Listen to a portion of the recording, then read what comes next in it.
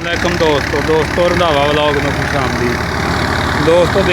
जिस तरह कि पहले तुहानू वीडियो मैं दिखा लिया सी, मैं सरों काश्त की तो माशाअल्लाह अज पक गई तैयार है। तो अज वो गहाई कर रहे हैं वो तो तुहानू दिखा दें भी सरों कैसी निकलन रही है, सरों का की झाड़ आ।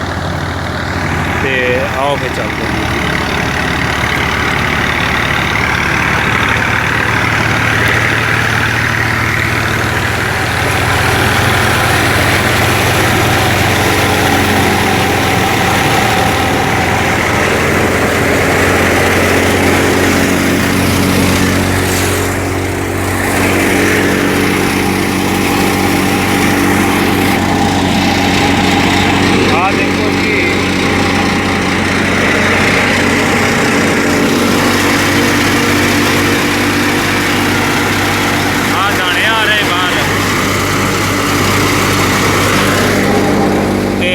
इस तरह के दाने डे निकलन।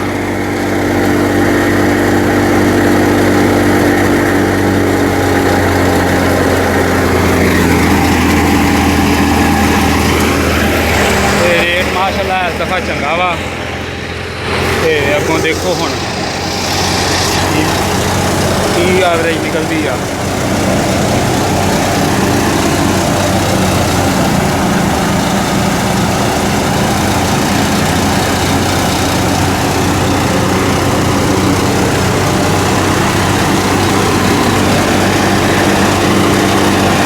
दोस्तों शुरू तो आके एंड तक देखा करो। तो जोड़े साढ़े चैनल से नवे हैं बंदे, वो बड़ी मेहरबानी साढ़े चैनल सबसक्राइब कर लेना।